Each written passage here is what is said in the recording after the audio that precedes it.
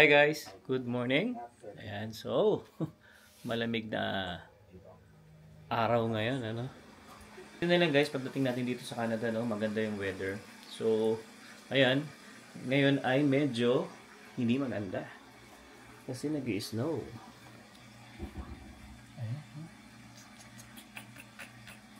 Alright, ang saya. Bukas nga natin to. Gusto kong buksan ng konti kaso malamig eh. Nagpiprito kasi ako guys ng galunggong. Pero wag na nga. Kasi maamoy. Alam niyo naman guys, di ba, pag galunggong. So, naalala niyo guys, nag-sayo kahapon. So ngayon, niprito ko ngayon galunggong. Kasi nagano ako eh. Nagsinigang naman ako ngayon. Kasi kahapon, upo tayo. Eh, ngayon naman, sinigang na isda at saka galunggong. Yan. So actually, ginawa kong sinigang ngayon yung pampano. Kasi nung nasa Pilipinas tayo, kumain kami sa Bancheto, di ba? So meron doon sinigang na pampano. Actually, first time ko lang siya nakita na pwede pala yung pampano. Kaya sabi ko kay Emma, bibili ako ng pampano na isda tapos try kong sinigang. So okay naman, masarap din naman pala siya. Tapos medyo naubos na yung laman ng pampano. Kasi 2 piraso lang yun eh. Kaya ginawa ko, nagprito ako ngayon ng galunggong. Nga lang medyo maamoy. Alam niyo naman. Ayan, so ngayong video guys, no, gagawa ako ng video kung ano yung mga requirements nung pag-uwi namin ng Pilipinas at saka yung pagdating namin dito sa Canada. Marami kasi nagme-message sa amin ano yung mga requirements, especially guys kasi 'di ba, kumuha tayo ng OEC. So marami nagtatanong. Kaya mamaya i-vlog natin 'yan after ko magluto siguro din. Si Sayan kasi at saka si Emma tulog pa. Kaya sabi ko para mamaya pagtapos ng prito gisingin ko lang si Emma. Then, yeah, mag-vlog tayo. Pero, hindi pa rin ganun ka okay yung pakiramdam ni Emma. Pagod na pagod pa rin talaga. Kaya, sabi ko nga ay, kahit ako na lang muna mag-vlog mamaya. So, kwento ko lang naman yung experience namin guys kung ano yung mga dinala namin mga documents. Alright, so mamaya ulit guys. Okay guys, so habang tulog pa si Emma at si Zion, so tuloy na natin yung vlog, no? And ayan, tapos na rin ako magluto. Nakapagprito na rin tayo ng galunggong. Yung nga lang, ang ayoko na talaga sa galunggong, maamoy talaga sa bahay. Especially, syempre ngayon, kulubang bahay natin. Hindi tayo pwedeng magbukas ng mga bintana. Gawin na sobrang lamig ngayon. Kaya, nagsindi na lang ako ng yung candle namin na mabango. Yan. So anyway, ayan. So kwento ko na rin sa inyo guys, no? Kasi marami talagang nagme-message sa amin. Even nung nasa Pilipinas pa kami, ano daw yung mga ginawa namin, sa kagaya namin na open work permit, kailangan natin guys yung OEC na tinatawag. So before kasi parang sa mga close work permit lang ata hinihingian ng OEC. Pero ngayon ay kasama na tayo. Kasi nung naalala ko guys, nung umuwi ako last year, wala naman ganito, wala naman akong pinakita or ginawa ng OEC. Kaya ngayon, dahil nga sa panibagong pulisiya ng ating Pilipinas, kailangan natin gawin itong OEC. Well, anyway, bago ko ikwento sa inyo guys yung mga kailangan pauwi ng Pilipinas at saka pagbalik ng Pilipinas, biglaan lang din talaga yung uwi namin ni Emma. Sobrang hindi rin namin ina-expect. Kasi dapat talaga guys, ang uwi namin is nung December pa. So nag-book na talaga kami nung December 22 dahil sa kasamaang palad nga ay na-refuse tayo nung December 5. So that time, medyo kinakabahan kami ni Emma kasi nga masasayang yung ticket namin. Although pwede naman siyang i-cancel, may matatanggap naman tayo. Pero yun nga lang, malaki yung bawas. So, dahil nga sa hindi umabot yung ating permit, dahil alam niyo na, medyo matagal talaga yung processing dito sa Canada, at nag-decide kami na Emma i-cancel yon yung December 22 na yon. And yun, naibalik naman sa amin yung pera agad-agad. Ang maganda pa guys, no, hindi rin namin ina-expect na babalik agad yung pera sa amin. Kasi based dun sa sister ko kasi, nung pinakancel niya yung flight niya, halos 4 to 5 weeks bago na ibalik sa sister ko sa Germany yung pinambili ng ticket. Pero sa amin, parang halos 2 days lang ata na ibalik agad dun sa credit card namin. So nagulat kami ni Emma. Kasi nung pinakancel namin siya before December 22, actually guys, naghintay pa rin kami ni Emma ng December 22. Before December 22, na baka sakaling ma-approve nga yung ating refusal, no? Kasi nag-file agad kami ni Emma noon ng reconsideration. So, ginather namin lahat ng documents, nire-upload namin yung mga kulang na dapat ipakita sa IRCC talaga na kompleto naman talaga kami ng documents. Kaya umasa pa rin kami na sana before December 22 is lumabas para tuloy makauwi kami sa Pilipinas. Pero dahil nga sa hindi umabot yun, pinakancel namin siya. Parang 2 days before ng flight namin, sabi mo ng December 20, pinakancel namin siya. Dumating agad yung refund ng ticket namin, which is malaki guys yung nabawas sa amin. I think nasa 1.5 din yung na ibawas dun sa ticket namin. Kasi binili namin yung ticket namin at actually matagal na namin nabili yung ticket na yun. Pero dahil nga sa December siya, alam nyo na guys, mahal ang ticket pag December, especially pag malapit sa Christmas. So, ang ticket namin that time, I think 2.6 ata o 2.8 kami each. No? Parang ganun yung ticket namin. Ganun nga. Yeah, basta mga ganun guys. Tapos nung bumalik sa amin yung pera, ang nakaltas sa amin is 1.5 mahigit. So, malaking pera din yung nawala sa amin. So, sabi namin, okay lang, at least kahit pa paano may naibalik na pera. Hindi talaga yung walang-wala talaga. So, yun. Sabi nga namin, yun nga, hindi na matutuloy yung uwi namin sa Pilipinas. So, ayun, hintay pa rin kami ng hintay ng aming, especially ako ng permit ko, which is dumating naman agad siya.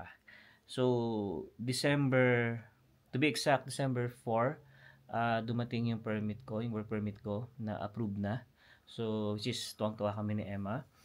Then, after nun guys, yun, talagang nagpaalam agad siya sa employer niya na kung pwede nga siyang mag-leave.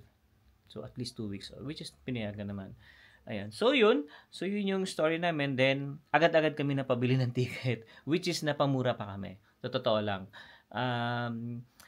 Basta, napamura pa kami ng ticket. Parang ano lang, ang bili namin sa ticket each is 1.7 na lang each. So, dalawa kami ni Emma. Si Zion naman, parang 1.3 ata, 1.4. Mas mura si Zion kaysa kumpara sa amin eh. So, yun yung ticket namin, each 1.7. That time, nung January kami umuwi, diba? So, 2 weeks yun. So, bago kami umuwi ng Pilipinas, guys, ito yung importante, no? Syempre, kailangan passport. Yan. Kailangan valid yung passport nyo. Meron tayong kodigo, para at least hindi natin makalimutan. Yung work permit, ayan. So, ano rin yan, importante rin yan. Tapos, approval ng IRCC with ETA. So, kasi guys, dun sa work permit namin ni Emma, meron talaga siyang nakalagay na ETA na. ETA number dun sa dun sa aming work permit. Pero yung kay Zion, actually, nakwento na namin ito sa vlog nung time na pauwi kami. Pero ulitin ko ulit, yung kay Zion guys, walang ETA number dun sa work permit. Dun sa permit ni Zion. No? So, which is nagtaka kami.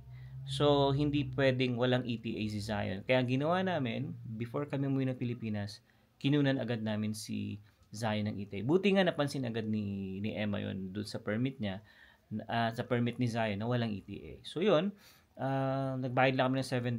Tapos, after 1.5 hours lang ata, dumating na yung ETA number ni Zion. So, which is good. So, okay na kami. Safe na kami doon sa permit. Then, sumunod, e-travel. Etong e-travel, guys, ay kailangan. Ito, nakalimutan namin to eh. Nasa Pilipinas na kami. Nasa airport namin ng Pilipinas. Saka namin alala na may e-travel nga pala. So, hindi kami agad nakalabas ng airport kasi kailangan namin i-fill up yung e-travel. So, yun yung nakalimutan namin. Then, bago rin tayo umuwi o bumiyahe ng Pilipinas, inasikaso na namin yung contract verification para sa OEC. So, ito yung importante guys, no? Bago kayo lalabas ng bansa dito sa Canada, kailangan nyo muna mag-email sa Vancouver. I-email nyo lang naman yung passport, work permit, employment contract, 3 recent pay stub, tapos bayad lang kayo ng $11.50 each via e-transfer. So, tag-isa kami nun. So, palagay mo ng $23. Yan. So, i-email nyo yun. Siguro, ililink ko na lang din sa description siguro kung saan nyo pwedeng i-email kung sa mga nagbabalak umuwi ng Canada, sa mga nagbabalak na umuwi ng Pilipinas, no? Especially sa mga open work permit at nakagaya namin. Yun lang pala guys, no? Hindi ko alam sa mga close work permit kung kailangan ng polo, no? So wala kami idea dun guys, no? Kaya ito sinishare lang namin sa inyo based lang dito sa experience namin at saka based dito sa work permit natin. So open work permit kami ni Emma. Kasi may nagtanong sa amin, may nag-email paano raw yung mga close work permit, kailangan pa raw ba ng polo, ganyan. So wala kami idea guys, no? So research niyo na lang. And so yun lang naman, no. Basta ulitin ko guys, no, nag-email kami sa Vancouver. Ilagay ko na lang sa description yung website kung saan kayo pwedeng mag-send ng mga itong binanggit ko nga na passport, work permit, employment contract, 3 recent pay stub, at saka yung bayad nga na $11.50 each. So after nyo mag-email, then hintayin yung mag-mailbox sa inyo yung sa Vancouver nga na yon, na lalagyan kasi guys nila ng stamp yun yung lahat ng mga sinabi ko sa inyo, kasi isa yun sa ipapakita nyo sa POEA sa Pilipinas. Okay, so clear yan, so yun lang naman. So yun, pag bumalik na sa inyo or nag-email na sa inyo yung Vancouver na may mga stamp na kayo, so safe na yung mga documents natin. Basta make sure guys na kumpleto lahat nung mga sinabi ko sa inyo, kasi baka magka-problema tayo pagbalik. Kasi yung paglabas dito sa Canada guys, wala namang kayo ipapakita ng mga documents. Importante guys, no, passport at saka ticket lang naman sa eroplano. So yun, yun lang naman yung kailangan nyo pag umalis dito sa Canada.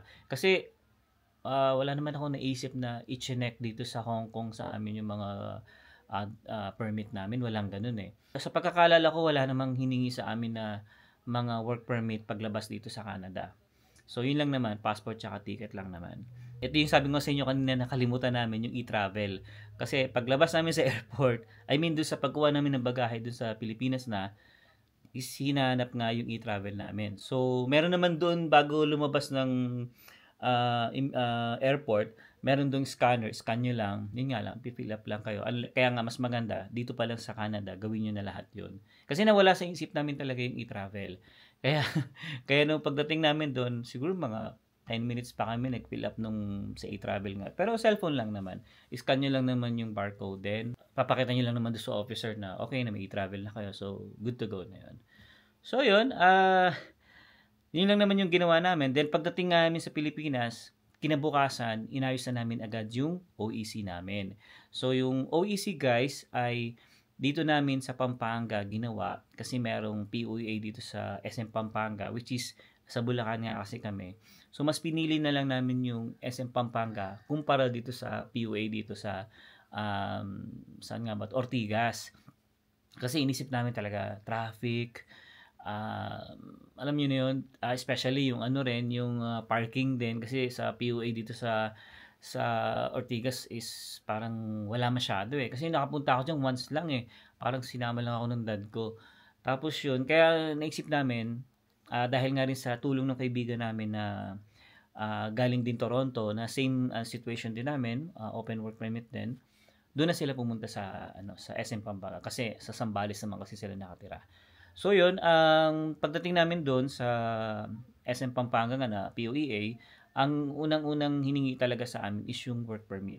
Original work permit. Buti na lang din guys, before kami bumiyahe ng Pilipinas, Sabado yon, Friday night dumating yung hard copy ng work permit ko. So timing lang din talaga. At least nadala ko na yung work permit na original copy ko, which is hiningi sa akin dito sa POEA sa Pampanga nga. Original copy. Sabi ko, sa loob-loob ko, sabi ko, buti na lang dala namin yung original copy. So yun, lahat ng mga pinadala nyo sa Vancouver na documents, lahat yun ipapakita nyo with stamp talaga yun. May nakalagay. May malaking stamp yun guys Papakita nyo lahat yun dun sa sa POA sa Pampanga. Basta lahat, passport, work permit, employment contract.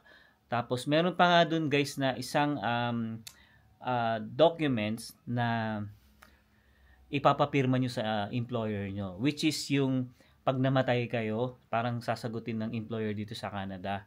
So medyo mabigat yun guys, no? Especially sa mga employer na which is pag nga may mangyari sa Pilipinas, sila yung parang alam niyo na ano na mga insurance ganyan. So medyo may iba talaga na employer na hindi magpipirma doon. Which is okay lang naman guys, no? Kasi pwede niyo naman sabihin doon sa POA nga sa ano na hindi pumirma yung employer nyo. So yun. May mga ganung pangyayari talaga. Pero isasuggest sa inyo na kumuha kayo ng insurance doon sa Pilipinas. So ganon.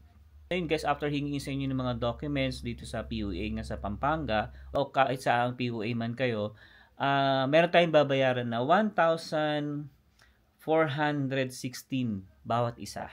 Dalawa kami ni Emma, so kumpitin nyo lang sa mga nasa 2,8 something, 2,832, parang ganon. So, saglit lang, sobrang bilis lang. Tapos meron kayong makukuhang isang paper lang na certificate. Tag-isa kayo, kami ni Emma, tag-isa kami ni Emma, na yun yung ipapakita natin pagbalik natin ng Canada. Which is, dito pa lang sa Pilipinas, hihingiin na agad yung certificate na yun. So, another documents na naman yun. So, yun. Then, pagbalik naman, ayan na, nagising ang batuta ko. Gising. Ayan. So, pagbalik naman guys ng Canada, so, syempre, ganun pa rin naman ang kailangan yung dalhin. Andyan pa rin yung permit nyo, especially permit nyo, passport, ticket nyo pa rin. E-travel, kailangan nyo pa rin kumuha kahit pabalik na kayo ng Canada, at saka yung arrive can.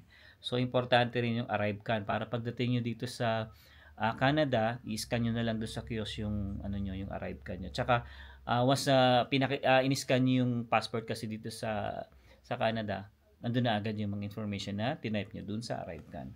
So, yun. So, yun nga. Anyway, pagbalik natin ng Canada, so sa airport pa lang tayo ng Pilipinas, pagdating nyo pa lang guys sa check-in baggage, hihingiin na agad yung OEC nyo. So yung which is, yun yung certificate na kinuha natin dun sa SM Pampanga. No? May ano lang naman dun OEC number na dun nila titignan. Then once na chinek nila yung number na yon, makikita agad nila sa computer nila na okay na yung mga documents na ginawa natin sa POEA. So yun, no? Importante yun guys, OEC talaga sa mga kagaya natin ng mga open work permit. Basta again guys, no, pag sa mga closed work permit, hindi namin sure kung kailangan ng mga polo na ganyan. May tinatawag silang polo. So, i-research nyo na lang yun guys sa mga closed work permit. After na i-check yung OEC number nyo dun sa check-in baggage, papupuntahin kayo dun sa gilid lang din, dun din sa part ng check-in baggage. Sa dulo nun, meron kayong marirefund na 550 each. So, kami ni Emma, nakakuha kami ng 1,100. After nyo, ibibigay na sa inyo yung boarding pass nyo. So, yun, good to go na. Then, pagdating naman sa immigration natin, guys, sa Pilipinas, actually, ang hiningi lang sa amin ni Emma ay yung work permit, yung original copy ng work permit namin. Tinignan lang din yung ETA number namin. At saka, tinanong ulit yung OEC number namin. So, yun nga pala guys, no, pag once na nakakuha kayo ng OEC or certificate ng OEC, pa-xerox nyo kasi kukunin kasi dito sa sa pag-refund nyo ng pera yung certificate nyo. Kaya pagdating namin sa immigration, sabi na lang sa amin dun sa may check-in baggage, picturean na lang namin yung certificate nga ng OEC namin para ipakita na lang dito nga sa immigration yung OEC number lang, which is ginawa na, pinicturean na lang. Pero dapat daw talaga ipa-xerox yun para at least ibibigay na lang dun sa immigration at hindi na, alam niyo na, i-check sa cellphone nyo kung ano-ano man, ganyan. So, hindi namin alam guys, no? So, wala naman kami idea. Kaya, ginawa namin, pinicturean na lang namin yung certificate ng OEC namin. Then, pagdating dito sa immigration, sinabi lang namin or pinakita namin sa kanya, ito yung OEC number namin. Then, that's it. Wala na. Then, hinanap na namin yung gate number namin. So, yun lang yung nangyari guys. Then, pagdating naman sa Hong Kong, wala naman. Di mo na may papakita yung yung mga work permit mo or kung ano mo. Basta passport lang talaga. At saka yung boarding pass mo yung hawak mo. Then pagdating mo na dito sa Vancouver, dahil nga nandito na tayo sa Canada, yon importante yung sinasabi nga namin sa inyo na arrive can. Alam nyo na rin guys, sa mga bago pa lang na pumunta dito sa Canada, kailangan talaga ng arrive can dito. Diba? So, ganun din yung ginawa namin ngayon. So, pagdating namin dito sa Vancouver, pasok namin ng kiosk, yun nga, in-scan lang yung passport namin, then nakikita na agad yung pinila pa namin doon sa ArriveCan. So, mas mabilis kaysa mag-fill up pa kayo dito sa Canada na, no? So, mas maganda pa lang sa Pilipinas pa lang, fill upan nyo na lahat ng mga kailangan na documents.